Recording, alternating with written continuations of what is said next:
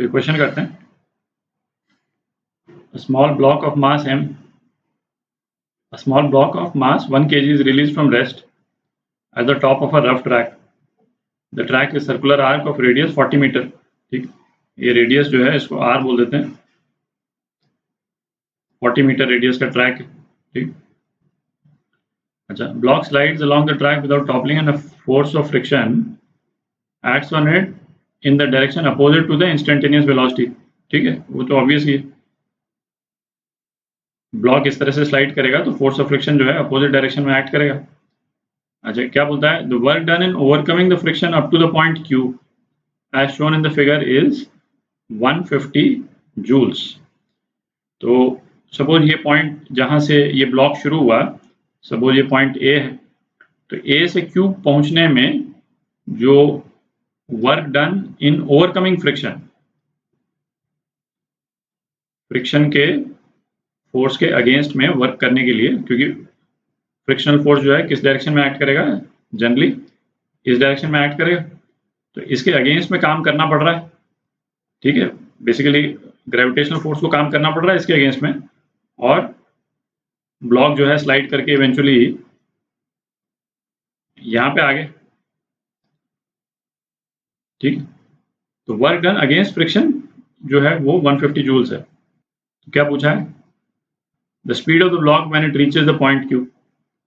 अच्छा, इसका सॉल्यूशन निकालने के लिए ना अपन जैसे वर्क पावर एनर्जी में जो कॉन्सेप्ट्स अपन पढ़ेंगे है ना, उसको यूज करेंगे। यदि मतलब सिंपल सी चीज यूज करेंगे, पर फिर भी यदि आपने मतलब बिल्कुल भी टच नहीं किया हो, या क्लास में भी यदि आपके स्कूल में नहीं टच कराया हो अभी तक, तो इस क्वेश्चन को आप चाहें तो वर्क पावर एनर्जी करने के बाद कर लें। ठीक है, तो उसमें बेसिकली ये है कि ब्लॉक जो है वो कितना फॉल किया टोटल, ये पोर्शन फॉल किया। ठीक है, तो सपोज इसको H बोल देते हैं। ठीक है, तो चेंज इन पोटेंशियल एनर्जी जब ब्लॉक इस हाइट के थ्रू गिरेगा, है ना, चेंज इन पोटेंशियल एनर्जी वो क्या हो जाएगी, mgh के बराबर हो जाएगी। ठीक है, और change in potential energy basically है ना, इसकी यूनिट्स वर्क है, तो चेंज इन पोटेंशियल एनर्जी दो वर्क करेगी। एक तो करेगी ये W ऊपर जो लिखा है ना, ये है वर्क डन अगेंस्ट फ्रिक्शन, एक तो फ्रिक्शन के अगेंस्ट काम करेगी,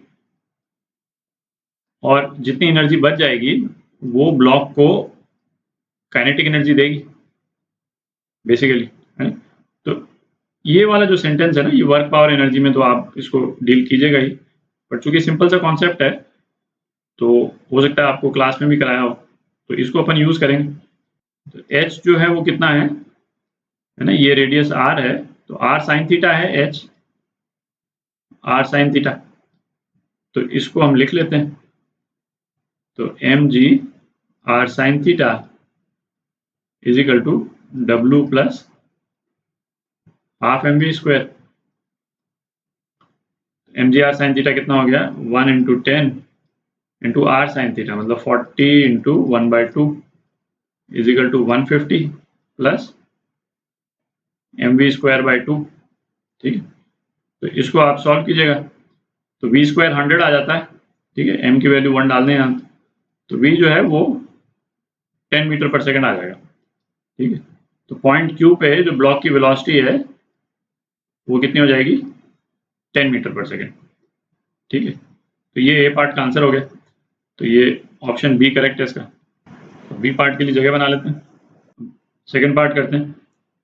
मैग्नीट्यूड ऑफ नॉर्मल रिएक्शन पूछा है, normal reaction that acts on the block. ठीक, सरफेस के कारण ब्लॉक के ऊपर, ब्लॉक के ऊपर यहाँ पे फोर्सेस कौन कौन से एक्ट कर रहे हैं, एक तो नॉर्मल रिएक्शन एक्ट करेगा, नॉर्मल रिएक्शन इस डायरेक्शन में, ये सरफेस का फोर्स है जो ब्लॉक पे एक्ट कर रहा। ठीक है, और दूसरा है ग्रेविटेशनल फोर्स, mg इस डायरेक्शन में। अच्छा, mg इस डायरेक्शन में है तो हमको क्या mg का वो कंपोनेंट चाहिए जो रेडियल डायरेक्शन में हो, मतलब ये वाला कंपोनेंट चाहिए। तो यहाँ पे यदि स्ट्रेट लाइन हम कहते हैं तो ये वाला एंगल क्या हो जाएगा, ये एंगल फिर 30 डिग्री हो जाएगा, ये वाला एंगल, ठीक है, 30 डिग्री। तो जो रेडियल कंपोनेंट है ये वाला, ये क्या हो जाएगा, mg sin थीटा, ठीक है। बॉडी जब भी सर्कुलर मोशन में होती है तो अपन मेन क्वेश्चन अपने को क्या पूछना है कि कौन से फोर्सेस मिल करके सेंट्रीपिटल फोर्स प्रोवाइड कर रहे हैं, ठीक है। तो सेंट्रीपिटल फोर्स अपने को इस डायरेक्शन में चाहिए, हमको सेंट्रीपिटल फोर्स Fc बोल देते हैं इसको, Fc हमको इस डायरेक्शन में चाहिए। तो Fc जो है वो कितना हो जाएगा, n minus mg sin theta, ठीक है। ये दोनों फोर्सेस मिल करके सेंट्रीपिटल फोर्स प्रोवाइड करेंगे जिसके कारण बॉडी जो है वो सर्कुलर मोशन करेगी, ठीक है। तो सेंट्रीपिटल फोर्स कितना चाहिए अपने को, mv स्क्वायर बाय r, ठीक है, और ये हो गया n minus mg sin theta. तो अपने से नॉर्मल रिएक्शन पूछा है, तो नॉर्मल रिएक्शन हो गया mv square by r plus mg sin theta. तो अब वैल्यूज डाल देते हैं, तो 1 इंटू वी स्क्वायर कितना हो गया 100/40 प्लस mg 10 इंटू 1/2, ये कितना हो गया 7.5 न्यूटन, ठीक। तो नॉर्मल फोर्स कितना आ गया 7.5 न्यूटन। तो ये पार्ट ये करेक्ट है, ठीक है।